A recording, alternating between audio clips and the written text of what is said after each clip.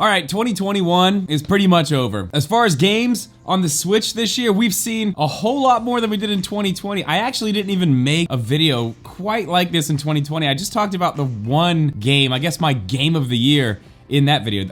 To me, there really wasn't even enough to make it a full video like I'm going to make this one, but that is what we're doing right now. These are my top games of 2021.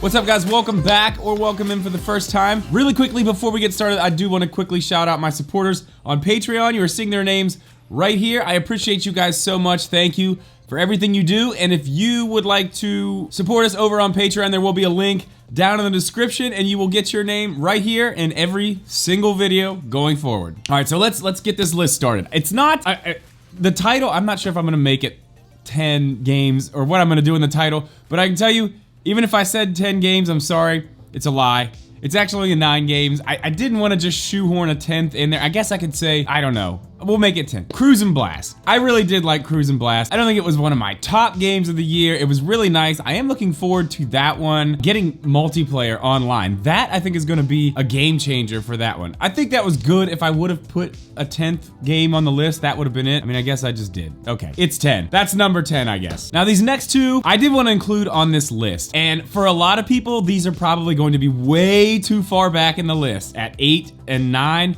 But the reason they're that far back is because I didn't actually finish these games. Now, I didn't want to put them up near the top, knowing that I haven't finished them all the way, so they're in the back, so try to take it easy on me in the comments. I understand both of these games should probably be a little bit higher, or in the one after this case, probably a lot higher on a lot of other people's lists. But the first one I want to talk about is Guardians of the Galaxy.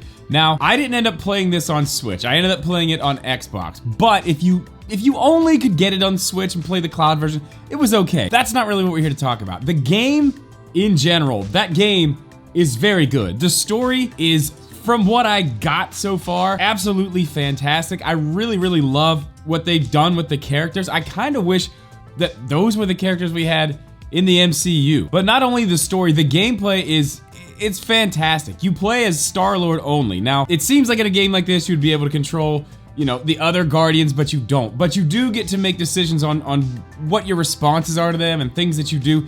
You make a lot of decisions throughout the game, so that really affects the way that they act, the way that they react to things, the way that the story moves forward. And while you're in combat, you can actually send them to do certain things to help you out. So you can play as them kind of, but not really. You're mostly Star-Lord. But this game, I'm actually gonna be finishing it on Twitch this week. This and the next game I'm about to talk about right now, Skyward Sword HD. Now, I know this one should be way higher, especially, you know, me being a huge Zelda fan. I realize that this should be higher on the list, but it's not because I haven't finished it yet. Again, I'm probably gonna be starting to finish this game later on today, actually, which is yesterday, probably, when you're watching this video, if you're watching the day it was up, but that doesn't matter. I am gonna finish it. It's very good. I love that they gave us an option to have regular button controls on a controller. Now, personally, I don't like those controls. I think that's why it's taken me so long to actually finish the game, because the only thing I want to play it with are Joy-Cons. So I haven't really been playing anything handheld, and you know, if I'm not playing on stream, usually I'm playing handheld, so it's kind of made it difficult for me to want to play that game and finish it, but I'm going to. I know it's great. I already know the ending. The HD version they put on Switch looks amazing. Runs at a solid 60 frames per second. They've also improved the motion controls. It's an all-around great game. Looking forward to finishing that one on stream. All right, the next one this is probably gonna be another one that's gonna be a little bit higher on other people's list, but I'm gonna go ahead and put Mario Party Superstars at 7. I think this, obviously on the Switch, is the best Mario Party game. It's basically a remake of the 64 version, which isn't a terrible thing, which means coming from a console like that, you don't have to have any motion controls in the game, so you can use any type of controller that you want. You were stuck with the Joy-Cons for the one before this, which it kind of pissed some people off because you couldn't really play it handheld at all. Really difficult to play on a Switch Lite. I mean, you could prop your Switch Lite up and play with a Joy-Con, but you had to have a single Joy-Con. That was the only way to play that one. It didn't have online. This game fixed all of that, even though they did go back and put online later. That doesn't matter. They should have done it in the beginning. This one had it from the beginning. Had more boards, had more mini games, had more characters. It had everything. We've been playing this one on stream a decent amount. Friday nights usually we were playing this one, but I'll give this one the number 7 spot. It's really good, but there was another Mario spin-off game that came out this year that I think by the end of the year, not really at launch, but right now I think is better, and that's Mario Golf Super Rush. Now, if you go back and watch my video on this one, I had a lot to say about this game when it first launched. I felt that Nintendo launched it as a half of a game. They held a bunch of content back, which, as we saw throughout this year, was exactly the case. And now it looks like they have it all released. So in my opinion, now this is a $60 game worth buying. It was really fun then. There were plenty of modes, plenty of things to do, but I just felt like, it was incomplete. That even some of the stuff in the menus really just weren't there, and kind of, I mean, there are a few things that still aren't there, but they've added characters, they've added new courses, they've added game modes, they've added a ton of stuff. And like I said, it's not like they didn't have a good variety of that there before, but right now, of the 2 sports Mario titles on the Switch, this is definitely the best of the both of those, and I had a lot of fun with this game this year. Okay, now we're into the top 5, and honestly, most of this was pretty easy for me. These top 5 games for me, it was pretty easy. 1 and 2, we'll get there. That was a little bit more difficult, but I think the 5 that I have right here are definitely easily my favorite games of the year. Number 5, Pokemon Snap. I'm aware that, again, for a lot of people, this one's probably not this high on their list, but me, being someone who has a photography background, someone who really enjoys taking photos, and obviously, if you've seen any of the videos I did on this game, which I'll link maybe here at the end, I took it a step further. I was editing these things in Lightroom and adding sun flare effects and stuff in Photoshop, just doing a ton of different things to really just have a lot of fun with the game, even outside of the game. But the game itself was amazing. They actually added more content to that game as well, which I don't think this game launched incomplete. I think it had a lot of content when it came out initially.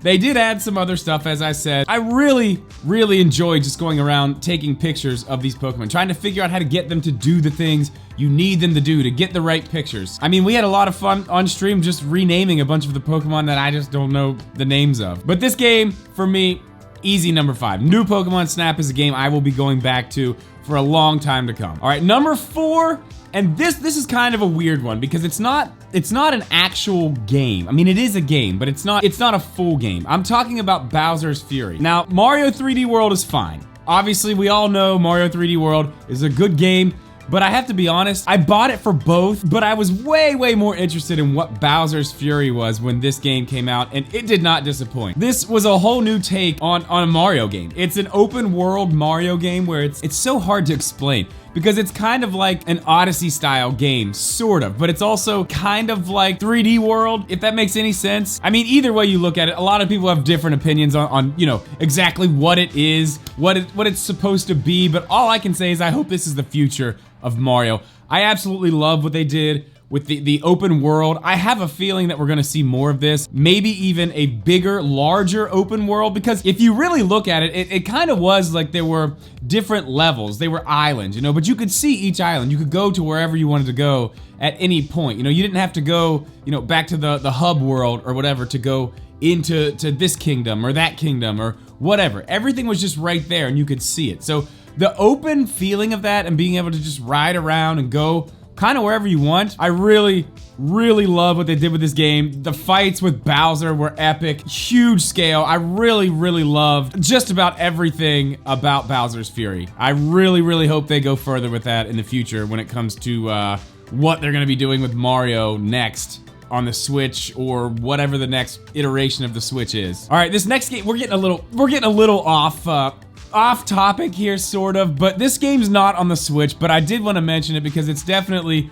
I would say, my 3rd favorite game of the year. It's Forza Horizon 5. I'm not gonna stay on this one very long, but this game just came out and it was exactly what I wanted it to be. You know, there's always that chance when these new games come out, there's gonna be bugs, there's gonna be problems, there's gonna be issues that just kind of kill the game. This game just came out, it was perfect. It looks amazing, it runs amazing. It's a ton of fun. They've taken all the stuff from 4 that I loved. They've made it even better. They brought in, you know, they brought back some of the stuff that they added into 4. It's just amazing. If you have an Xbox, if you have Game Pass, and and you haven't played Forza Horizon 5, what are you waiting for? Get on that game right now. It's a ton of fun, but like I said, we're not gonna spend a bunch of time on that one. Okay, now we're gonna get to my number 1 and my number 2. These were hard, I'm not gonna lie. These two were hard. I honestly have been back and forth on which one was number 1 and which one was number 2, and I've changed my mind several times for several reasons, but I'm gonna go ahead and tell you my number 2 game of 2021 is Metroid Dread. I absolutely love this game. It's the first Metroid game that I've ever completed. The only other Metroid game I've played is Super Metroid. I've never really been a huge fan of those style of games. This game was an absolute treat to play. There was a point I was lost in this game for 3 hours, and I'm not even exaggerating. I was lost for 3 hours. Now, at the end of the 3 hours, yeah, I was starting to get a little bit annoyed. Had to use a lifeline, get a little bit of help. But even in the 3 hours, I was lost. This game is just so much fun to play, just to control Samus. Just the way everything looks, how fluid it feels. The game runs pretty well. The story is absolutely fantastic. The boss fights are incredible. These are probably some of the best 2D bosses I've ever fought. They're just fun. They're so much fun. The end boss was a huge challenge. It took me forever to beat the final boss, but man, was it satisfying when I finally did.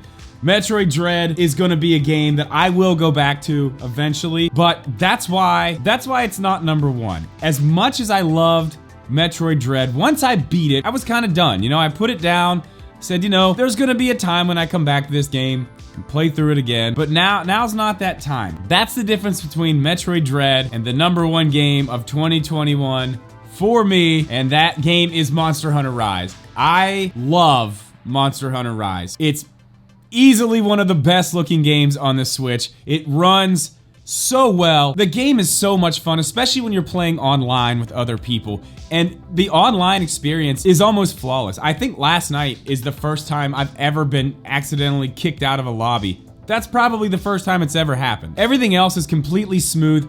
There are never any issues with the online, that's saying something on Nintendo, because there's only a few games out there that never have problems. One of the other ones is Mario Kart. This is a game I'm gonna be playing a lot going forward, into next year, into the next year. You know, this is kind of what I said about Animal Crossing last year. It was the only game I talked about as my game of the year last year, and it was for this exact reason. Not only did it come out of the time when we all needed it, but you know, I'm still playing Animal Crossing. I feel like Monster Hunter Rise is just another one of those games. I'm never gonna stop playing this game. There's so much content, and you know, I haven't even gotten through the content that's in the game right now, and we're about to get a giant DLC. The Sunbreak DLC comes out this summer. I'm so excited for that. And to be honest, I would say that that's probably not even the last DLC that we'll see for it, and I'm looking forward to see what they do with these Monster Hunter games on the Switch going forward, because this one's great. But that's my list, and remember guys, this is my list. Obviously yours is gonna be different, but I wanna see your guys' lists down in the comments below. Make sure you go down there, leave me your top 10 list. Leave me your top 20 list, I don't care. Leave me your top 5, whatever you wanna do. Go down there, let's talk about those. Also, do not forget, the link to the Patreon is down in the description if you guys want to join that. Obviously, helps me, helps the channel. But guys, that is gonna do it for this one. As always, thank you so much for watching this video. Please leave a like, make sure you are subscribed. We'll see you in the next one.